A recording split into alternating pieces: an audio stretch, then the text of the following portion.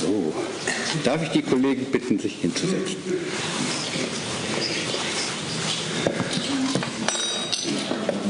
Herzlich willkommen in der Bundespressekonferenz, zu dieser Pressekonferenz mit Philippe Lazzarini, dem Generalkommissar für das Hilfswerk der Vereinten Nationen für Palästina-Flüchtlinge im Nahen Osten, UNRWA. Wir haben uns dazu entschieden, Herr Lazzarini einzuladen, weil wir in den letzten Wochen und Monaten ja öfter über die Situation in Gaza hier geredet haben. Heute reden wir also über die Relevanz und Herausforderungen für die Arbeit im Gazastreifen, Westjordanland und Ostjerusalem. Wir beginnen mit einem Eingangsstatement. Bitte schön. Thank you so much, and it's a pleasure to be with you again here in Berlin. A lot has happened since we met here a few months ago, and I think it's an understatement to say that we are meeting at a time of seismic challenges in the Middle East, but also around the world. Let me first give you an overview of the occupied Palestinian territory and the work of UNRWA. In Gaza, atrocities continue while global attention shifts elsewhere. A confined and captive population is bombarded, besieged, and constantly displaced. More than 55,000 people are reported killed, most of them women and children. 2 million people are being starved, among them 1 million children. We have said it several times, and I say it once again, no place is safe in Gaza, and no one is spared. Hospitals, schools, shelter homes, and places of refuges all have been hit. Doctors, journalists, and aid workers, among them nearly 320 of our staff, have been killed. According to the latest United Nations data, last year was the deadliest year for children in any conflict in recent history. The newly created so-called aid mechanism is an abomination that humiliates and degrades desperate people. It is a death trap costing more lives than it saves. Humanitarian principles need to be reinstated. The humanitarian community, including UNRWA, has the expertise and must be allowed to do their job and provide assistance with respect and dignity. In the occupied West Bank, Palestinians have been displaced from camps in the north at level not seen since 1967. Civilian infrastructure is systematically destroyed, so Palestinians cannot return to their homes. The demography of refugee camps in the northern West Bank is being permanently altered. A tight siege has been imposed on the area, prohibiting movement and cutting off Palestinians from their livelihood. Meanwhile, settler violence continues at alarming levels. Annexation of the West Bank is happening steadily in a gross violation of international law. As you know, coming to UNRWA, the agency I am heading, UNRWA has become an objective of this war, which aims to strip Palestinians of their refugee status. This January, Israeli legislation came into effect, prohibiting UNRWA's activities in what Israel considers its sovereign territory, including East Jerusalem, and prohibiting contact between Israeli authorities and the agency. Consequently, international UNRWA staff have been effectively expelled from the occupied Palestinian territory. However, our activities continue. The courage and determination of our Palestinian staff, despite arrest, intimidation, and harassment, means essential services are still delivered to Palestinian refugees, including primary health care and education. In the dystopian horror that is Gaza, UNRWA still provides more than 15,000 health consultations each day.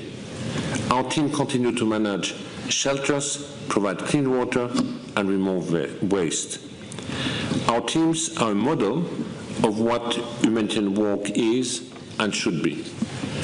I must also highlight the disinformation campaign portraying UNRWA as a terrorist organization and our staff as terrorist or terrorist sympathizer. This campaign was further reinforced given the prolonged ban on independent international media in Gaza. Over the past 20 months, the government of Israel has continued to make claims against UNRWA and its neutrality. These allegations have put the lives of our staff at serious risk and harmed the reputation of the agency. I must stress that UNRWA, like comparable United Nations entities, does not have police, military, or intelligence capabilities. We rely on member states when such capacities are needed. We have repeatedly asked the government of Israel for evidence to support its claim that some UNRWA staff are involved in militant activity. Last month, I wrote to the Foreign Minister of Israel requesting once again information and evidence to substantiate this allegation. In my letter, I also noted that the government of Israel has not pursued any prosecution within its criminal justice system, which would also require the presentation of credible evidence. We have not received a response. I reiterate here that allegations are not evidence. Repeating allegations in letters or on social media does not constitute due process. Now, the financial situation of the agency. You keep hearing it, but unfortunately it has not improved. The financial situation is extremely dire. Cash flow is now managed on a weekly basis, not anymore on a monthly or yearly basis. Without additional funding, I will soon have to take unprecedented decisions affecting our services to Palestinian refugees across the region.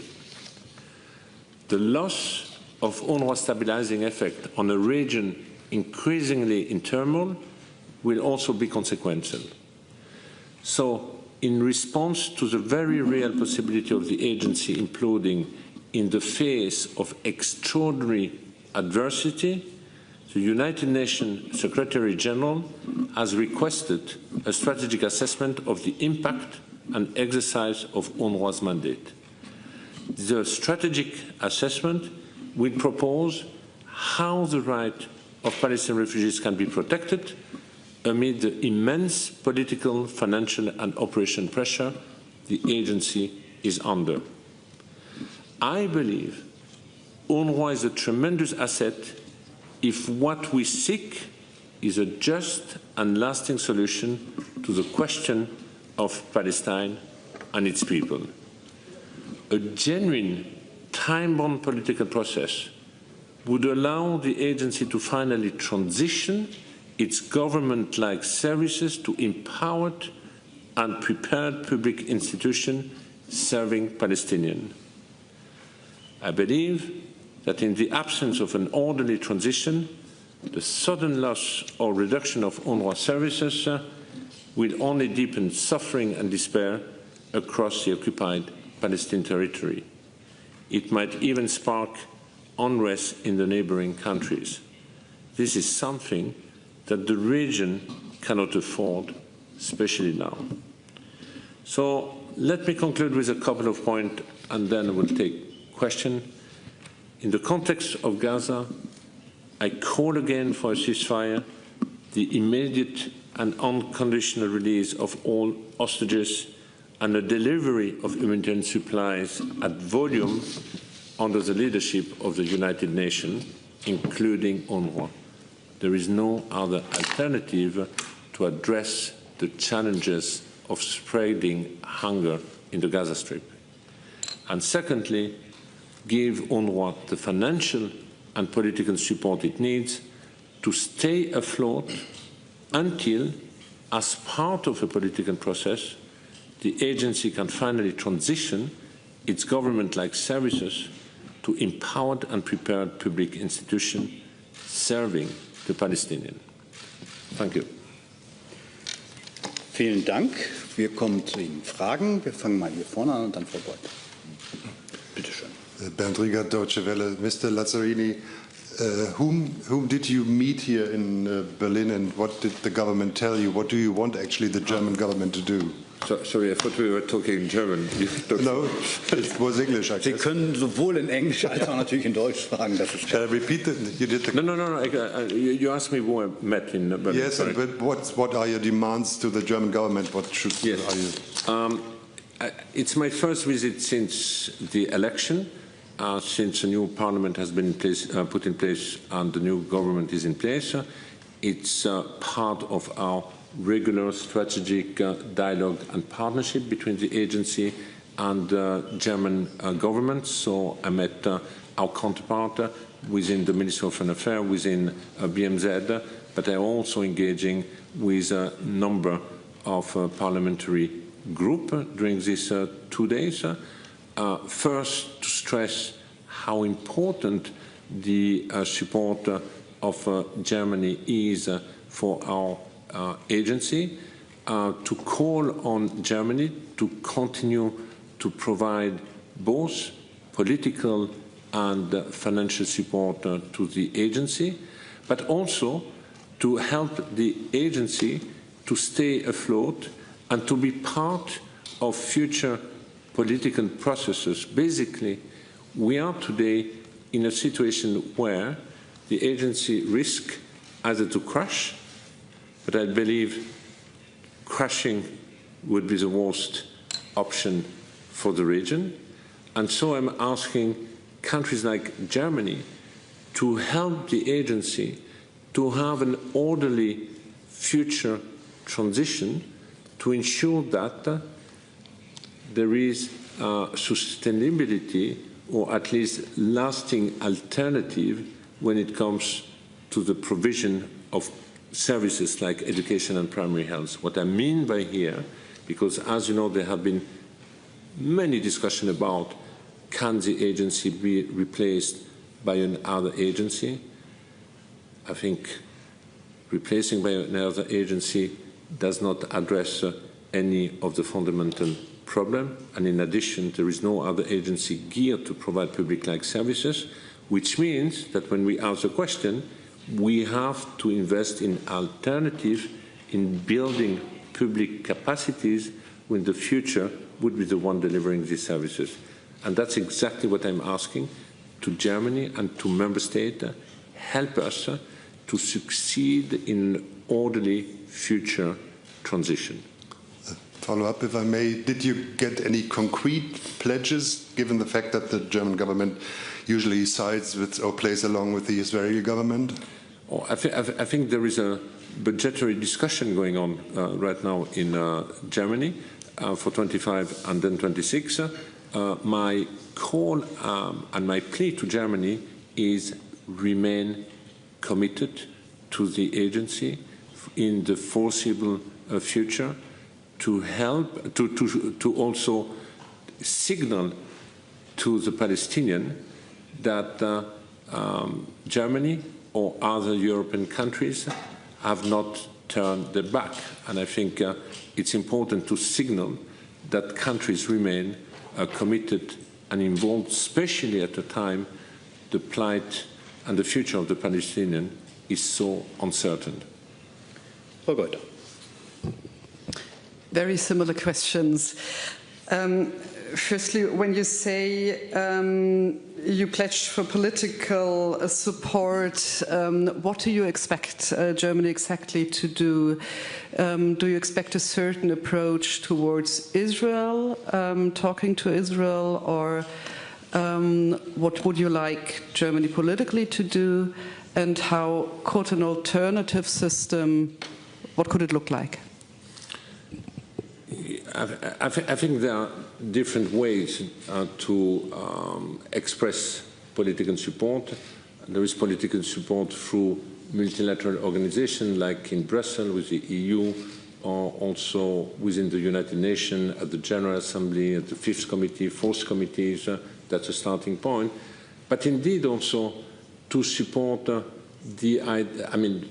be also invested in making again a reality the two-state solution. And I say again because we have never been further away today when it comes to the two-state solution. But that's also the reason why more than ever there is a necessity to invest in a process which would lead to such a situation. Now, I'll give you an example. When it comes to Gaza, no one knows what the future of Gaza will be all about. We can go from a worst-case scenario to a best-case scenario. But let's stop a little bit on the best-case scenario. We need a ceasefire. Once we have a ceasefire, we need to address the issue of the future governance and security arrangement of the Gaza Strip. Through this, there are also discussions after that of a reconstruction plan which has been prepared by the Arabs, supported by the Europeans. In a context like this one, an agency like ours is a real asset because we can be part of building the capacity of future Palestinian institutions which will be dealing with education and primary health. Only in Gaza, we have 12,000 staff. Among them, 8,000 teachers. They were providing education to nearly 300,000 girls and boys. So there is a know-how there. And I believe that investing politically is also to help to make this happen. Weitere Fragen? Bitte. Hi, Mr. Lazzarini. I have a question regarding, you said you need financial support to keep the agency afloat. Can you give us a number of how much money do you need and how much time do you have left with the money you have, with the financial backup you have now to continue to support Palestinians in Gaza? Thank you. 2 weeks ago, I was about to take an unprecedented decision. I was about to suspend thousands, 10, 15, 20,000 staff across the region because of lack of cash flow and funding. Fortunately, some donors who were supposed to disburse later in the year decided to advance a contribution, which has given us a respite for the next 2 months. Now, the shortfall between now and the end of the year is about $200 million. As an agency, just to process the payroll of our staff, we need 60 million a month. So basically, we have no visibility anymore beyond September. But our situation is even more dire this year than previous year, that when we start the year, in the past, we used to receive the contribution of the United States. But the United States, who was the main donor before, has definitely suspended its contribution to the agency. So that means we have 6 months ahead of us for which we have absolutely no visibility. So 200 million till the end of the year, but I'm still missing the first quarter of 2026. So it is indeed extremely dire. My message to the region, to to the donor in general is we need collective mobilization to make sure that the instrument which has been put in place by the international community to serve the Palestinian refugees remains afloat, at least until we agree of the direction of travel. Oh, good. Apart from the USA, which you cannot count on at the moment, and Germany, what are the countries you most count on or hope for in the future? Well, that's a very good question. We have a top 10 contributor of the agencies. 2 of the top 10 who were part of the top 10 last year are not part of the top 10 this year anymore because they have suspended their contribution to the agency, being the United States, and 1 European country being Sweden. Now, obviously, I count a lot on our traditional donors in Europe, including Canada, Japan, joining this effort, but I also count a lot on the Arab world and the Gulf countries. We had last year record year when it comes to mobilization from the Arab world. We succeeded to mobilize about $200 million.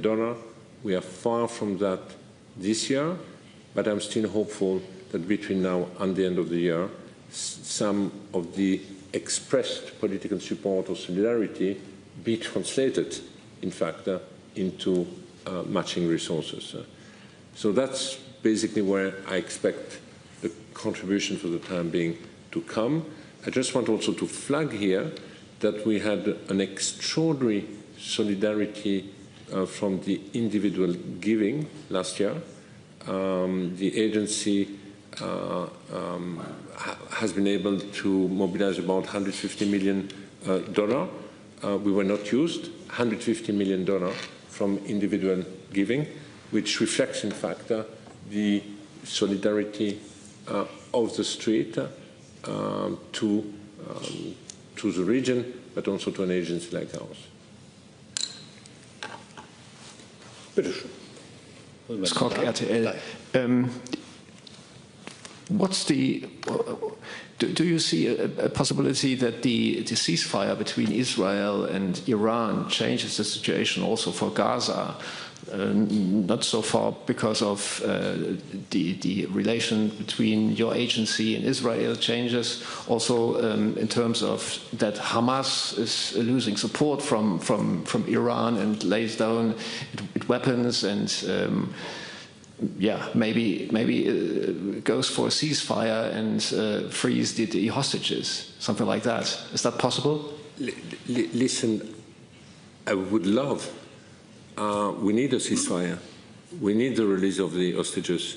We need to be able to scale up in an uninterrupted way the assistance to the population in Gaza. I woke up this morning hearing about the ceasefire between Israel and Iran. I really hope it holds. Anything de-escalating the situation, of course, is welcome, is needed more than ever. The region is in a turmoil. And if this can lead to a ceasefire on Gaza, I think that would be certainly a great news that we are all hoping since a long time. But the amount of influence on the, conflicting sides of your agency is how strong is it, or is it? Sorry, the influence. The amount of influence you have to impose on the conflict sides. You know what I mean? That you have influence on the Israel side or on the Arabic side or on Hamas is. How strong are you, and how important is your influence in the region? Well, I have no political influence at all. As you know, I'm heading a human development agency. But it is also true that providing human development and a sense of a better future to one of the most destitute communities in the region, being the Palestinian refugees, has also contributed to, and this has been acknowledged, to some prosperity, some peace and stability. And the fear is that if these services to such an important community present in Lebanon, in Jordan, in Syria, but also in the occupied Palestinian territories, that this would add additional turmoil if the agency would not be able to continue to work. So our political engagement is more about drawing the attention about the risk of an agency not in a position anymore to fulfill its mandate, and on the other hand also draws the attention about how the agency can play a critical and positive role in any agreed political pathway which would also ensure access and the right of the Palestinians in the future. I have another question regarding the humanitarian situation.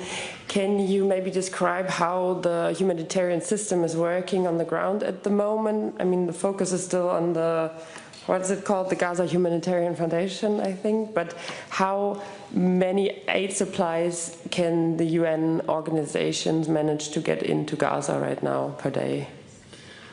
Well, in Gaza, people, when they describe the GHF, they talk about the Gaza Humiliation Foundation because that's what they feel. Now, we as UNRWA, we are not in a position to bring any supply into Gaza. And collectively, the humanitarian communities has currently food and goods outside of Gaza, which would fill at least 10,000 trucks. So we are ready. We have a huge amount of assistance which has been mobilized. What came in lately has been few trucks of flour through WFP, but these trucks, many of them, when they went to the north, have been looted. So we do not have an humanitarian assistance when it comes to aid delivery at scale at all. We are still prevented. So the activities remaining right now are more services like the one I described before, through primary health care, psychosocial support, the water, the waste management. But as we see the images on a daily basis, food, everything is lacking in the Gaza Strip. And that's the reason why this siege needs to be lifted. Weitere Fragen? Frau Goethe. Could you explain again how the war with Iran affected the situation in Gaza and also in the West Bank? Somehow it has not impacted the situation in Gaza. There have been daily military operations. There have been daily killings, including during food distribution. The real impact has been that Gaza was not the headline. There was not the attention which started to grow around Gaza, and the mobilization within the international community all of a sudden has been distracted to, has turned, I wouldn't say distracted, has turned towards the conflict between Iran and Israel. Now, in the West Bank, the war has imposed a kind of lockdown for the population without the possibility to be able to move from one governorate to another governorate. So it has been an additional layer of restriction for the Palestinians in the West Bank. Weitere Fragen? Das sehe ich nicht. Then thank you for the visit. Thank you. Und vielen Dank, und ich lade dann ein zu Herrn Klingbeil in einer Stunde. Schönen Dank. Danke sehr.